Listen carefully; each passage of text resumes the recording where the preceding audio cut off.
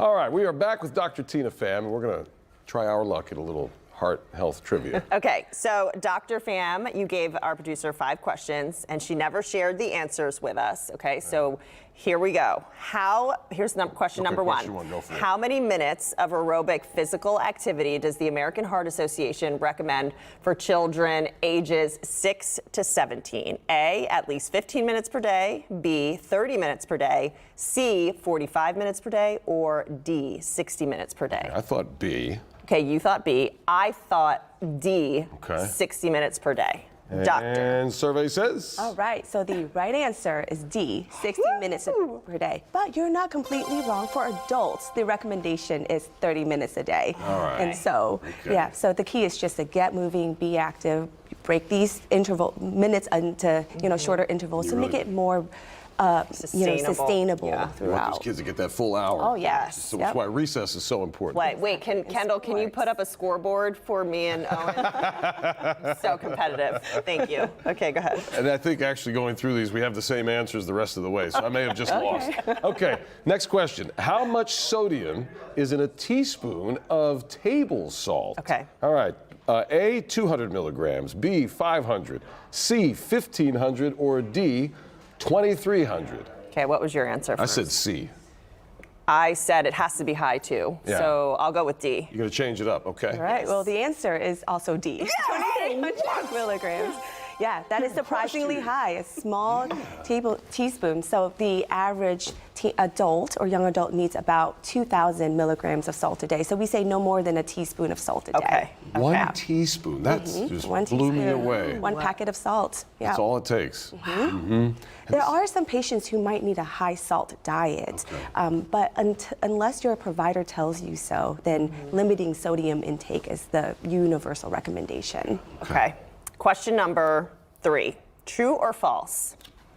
The food pyramid is still the preferred representation of optimal serving sizes. I think we both said false. We both said false. Earlier. False, false, false. Are we right?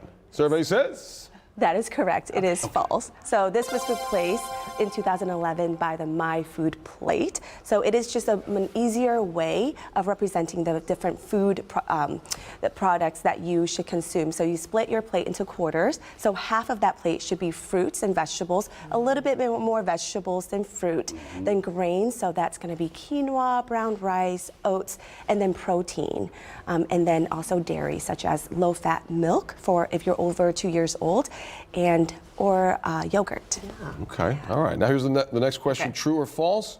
Universal cholesterol screening in children should be performed at 9 to 11 years of age. I say true. I agree with you. True.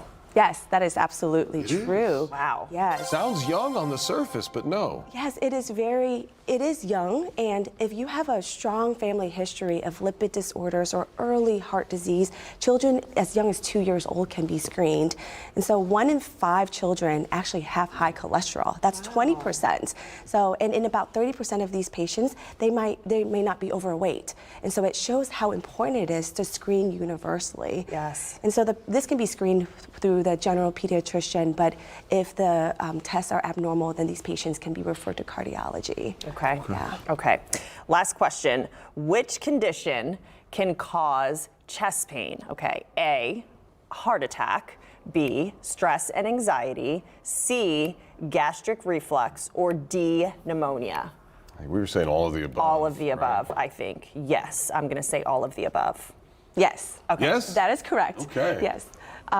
So there's a lot of chest pain, or that may not be heart pain, but it could be chest pain, such as even chest wall pain, which is actually I did not include in the choices, but even the muscles around the rib cages can also cause pain there. So generally we say if you have symptoms with exertion, such as chest pain with exertion, heart fluttering with exertion, or fainting with exertion, those are the sort of key buzzwords that might point towards potential heart disease, and that's when it's important to see a cardiologist. You really got to know those symptoms. Exactly. Yes, and if you feel as though you're kind of on the border, call your doctor anyway. Exactly. Yes. Yeah. Be safe. And I guess the last question for me would be, at what point are we calling an emergency room? I mean, at what point does it have to get so bad where we're like, no, we're going straight to the ER? Yeah, so for pediatrics, a lot of times when I say if you're fainting mid-exertion, like out on the football field or playing a sport, if you're sprinting and you faint, that I think would be an emergency. And then if you're having signs that's worrisome for a heart attack, such as chest pressure, squeezing, radiating to the arm and jaw, sweating, those are the things that should probably go to the emergency room. Okay. Dr. Tina Pham, thank you so much for joining us and quizzing us and helping us learn more about heart health. Thank you. Thank you for having me.